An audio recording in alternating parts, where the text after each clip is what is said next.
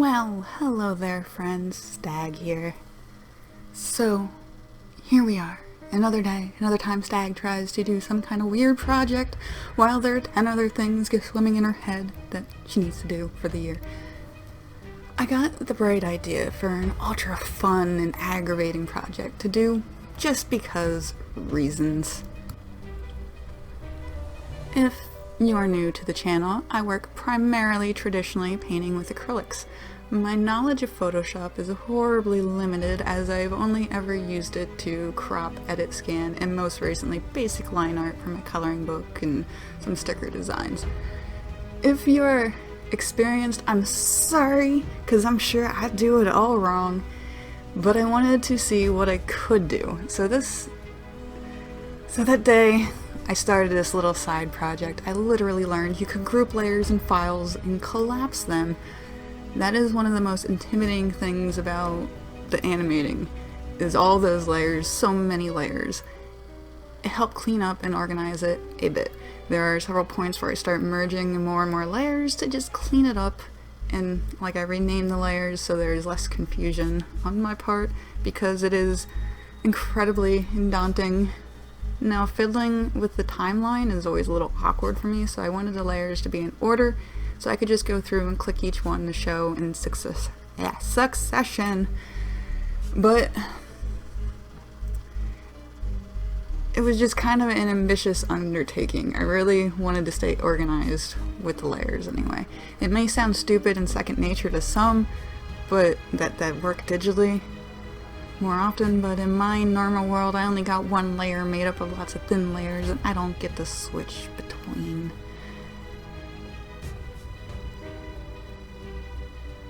So I started with a basic line art of a banshee and thought, hey, I can make keyframes by separating segments of her body and maneuvering and manipulating them like a paper doll. Looking back on that now, I'm not entirely sure I would go this route again. Like, I was gonna go in between and redraw a ton of frames to flesh it together more and clean up the keyframes. I didn't record absolutely all the footage from this because it was quite a lot and I was doing it in between painting and stuff, and setting the camera back and forth and fiddling with things just wasn't going to happen. So there is a lot of missing footage from this, but you can see like the basic rundown. I feel like the movements would have been much more fluid and had greater impact if I could have maybe done it that other route and drawing everything. I didn't want to be over encumbered, so it was always kind of meant to be like a simple animation to kind of just dip my feet in the water. Essentially, I just wanted one of my girls to move, to use as a sprite for my Twitch overlay, or just look at and go, "Aw, she moving." So I went the banshee route. I wanted her to like waft and float, and she would move up, her shoulders and arms and heads would rise, while her skirt, legs, and hands would fall, and then she would move down and her head, shoulders, arms would fall, then her legs would bend more, her skirt would fluff out more, and her hands would tilt up. I sort of thought of like natural body mechanics. The movements to me are not as impactful as they could have been. I didn't add the up and down movement until the very end because I wanted all the layers together to flesh out the body movements easily, very able to like do the opacity thing and see underneath. It was definitely the last touch to this thing. I went with it that route so it wasn't so mind-boggling and confusing. One of my deepest regrets I have with this is the hair. There was so much potential for more movement, and I sort of wish I didn't do the manipulations of the source layer and tilt it. I ended up with a wandering hairline that looked kind of kooky as it twitched about. I was able to fiddle with it a bit more to make it better, but it's nowhere near where it could have been. I feel like I had a lot of missed opportunity when it came to the hair period, to have it gently swaying and wafting around more cohesively. Something I only could have gotten with drawing every single frame. I decided for now to leave it as it was and chalk it up to a learning experience. I very well may revisit this later on and I would like to do more complex movements. Living in a 2D world with my paintings, it was definitely something deeply magical to me to see the critter move. As if here is life and I was playing mad science over here. I found myself pondering more character designs that I want to explore in a more fleshed out route with stories and narratives. And this is just another piece of the pie. Also, a silly little thing, she ain't got no neck. I was going to add the neck later on, but decided I really like the floating head as a stylistic choice.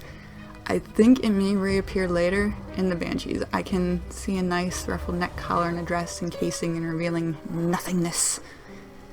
When I first started drawing and painting Ghost, I went with a play on them just wearing sheets, and the form of their bodies would show through. They would have hollow, tiny eyes to set them apart from my big eye girls. And I also paint little wispy ghosts without human forms. To me, they are only like fragments of a ghost and kind of merge together and aren't really representation of like a whole soul, if that makes any sense. But now, there are Banshees. I have been enthralled to draw them a lot recently. With like a wailing ghost, I can do these exaggerated poses I love so much, and they can just kind of loom and wander, howling and crying. With these girls, I didn't want them to wear the sheets like the other ghost. I didn't want to accentuate their legs or frame, but have the clothes overall part of their body and character. I wanted lace or frills, something reminiscent of like a christening gown, like a baby would wear to like a baptism, since they don't need them legs. I don't know if any of you have seen Crimson Peak, but the main girl in the movie, I absolutely loved her wardrobe and the frills and the impracticality of some of her dresses and nightgown. Overall, this dress was based off a sketch I did a while ago that I had turned into a painting, which that video will hopefully be up in a week or so, but I changed up the frills and did kind of like a knife pleated lace, which I really adore. I had a bunch laying around the studio for working on my ball joint dolls, but I used it all on a mini coffin painting. I wish I could get more. I got it years ago from a doll studio called Leek World. Anyways, I would really like to go back to this and add more to this girl later on. Maybe make her head turn. I did fiddle with it, but I decided, no, it just wasn't working out. I found myself having a hard time, even with a layer on lower opacity, to make my brain shift between the layers, but that's probably something that gets easier as I go on, because like my brain's still reading the other layers too closely, and it just gets confused, and like the brain to hand thing just isn't working like it should. That hand-eye coordination with the brain. I also feel she definitely needs more frames. Her movements are more fluid on a faster setting if I have all the frames in order. If I have them all in order. There were a few times I did get lost in layers and things became out of order, and I found myself trying to redraw between layers that should not have been there at all, and she kind of did this like hop skip thing. But on a faster setting, she looks like a pogo stick going up and down. So on slow, she is more wafty, but not as fluid. Overall, I like her slowed down quite a bit. I didn't want her to be colorized, and trust me coloring in Photoshop would have been a disservice and an abomination to whatever I was trying to accomplish. I went with a white background, and I also just learned how to extend selection to make that easier. Otherwise, I would have had to draw all along in white and use like a stroke layer style, which would probably have just caused more headaches than not. I wanted her to have a bit of an outline, as she will be against a darker background on my overlay. Anyways guys, thanks for watching. I'm sorry if I botched this and made a lot of newbie mistakes, and I know there are better in other animation softwares, but I don't have those, so we get what we get. But I hope at least it was neat or amusing to see some kind of critter in mine moving like magic.